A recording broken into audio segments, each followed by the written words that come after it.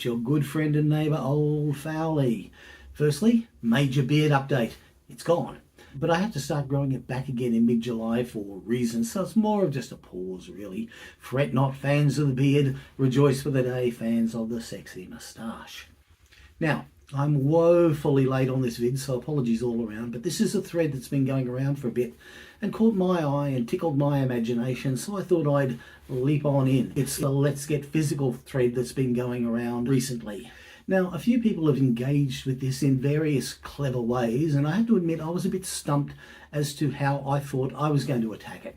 But then I thought, why not make it an actual physics lesson as such? So here are a few albums that illustrate the fundamental physical principles that govern our universe. Electromagnetism, gravity, strong nuclear force, and weak nuclear force. So, if you're the kind of person who buys into that wacky Big Bang theory, way back in time, well, before time existed actually, or as Brian Eno put it, before and after science, the universe was fantastically small, immeasurably dense, and by golly was it hot. And then this Big Bang thingamadealy happened, and it probably wasn't a bang, it was more like a flash. But if it did bang, it would have been louder than prime deep purple. And the universe began to expand at the speed of light, because as Big Audio Dynamite told us on their self-titled debut album, E equals mc squared. Processes then began to occur naturally, just as J.J. Cale had predicted. The first of which we'll talk about is electromagnetism. In a billionth of a second, the universe enlarging at 186,282 miles per second was a ball of energy about a foot deep in every direction. But space itself expanded faster than the speed of light due to rules of inflation and dimensionality that I don't have time to explain.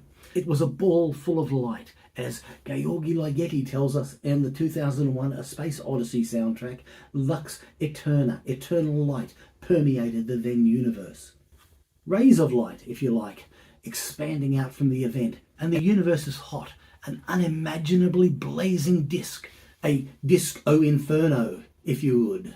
At this point in time, time becomes a thing, and it's about 1 picosecond after the bang. It's cooled down a little bit, and something called the Higgs field is formed.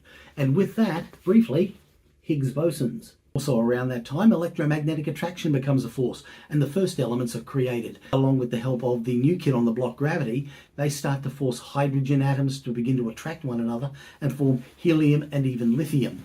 Ultimately, with the help of gravity, more complex elements begin to form, such as oxygen, tin, lead, and gold. Electromagnetism also accounts for electricity, and electric things are fun. Next up was gravity, weakest but the most pervasive force. Now, gravity keeps us down to earth, but if you're flying in an airplane, then you may think that gravity is rather weak and puny. But gravity works best on a bigger stage, and there are stars out there in the cosmos that are so squished down by gravity that a spoonful weighs a ton. And they may even explode. Gravity is indeed the universal form of attraction. The strong nuclear force is how atoms, which consist of tiny little bits and bobs that whiz and zizz around, are held together. But don't take an atom's word for it. They're total liars. They make up everything. But if you manage to break down the strong atomic force, kaboom! And not like dynamite. That's what happens when you rip electromagnetic forces apart. But big kaboom, like tripping daisy, say. And then, as Tom Waits informs us, the Earth dies screaming. The weak nuclear force is a bit niche, but without it, nothing would happen. Literally, it's where we get radioactivity from, and how we grew to the radiation vibe. And it's basically how we do nuclear fusion. Without nuclear fusion, we wouldn't have the sun. And if we didn't have the sun, we wouldn't have Sun Ra or Sun Records. And you can't think of the sun without thinking of the late, great Brian Wilson, the Sun King of rock and roll. He's with his brothers now. Not with his father, though. I suspect that lousy bastard was sent to somewhere a lot hotter than California. I owe this whole being on the internet thingy to Brian Wilson. Back in about 1997, before social media as we know it existed, I was part of a mailing group called the Net Sounds mailing group, which was a couple of hundred people who thought that Brian Wilson was pretty nifty and, perhaps not coincidentally, thought that Mike Love was an odious, unctuous little goblin. Each year the list would come together and make fan recordings of Brian's songs, sometimes Dennis Wilson too, put them on a CD and sell it for charity. I appeared on two of them, Volume 3 and Volume 4. Volume 3 doing a version of Good Vibrations, and Volume 4 a rather terrible version of Still Cruisin'. TV was a slow, dubby, trip-hop version which included a rap about the preternatural loveliness that was Helen Hunt. She was a California girl after all. Used a Mattel Sonic drum machine and a wildly distorted and over-recorded solo on my then brand new Les Paul. Still Cruisin' was done as a reworking of the riff to play that funky music White Boy, which I spoke in a breathy Britney Spears voice.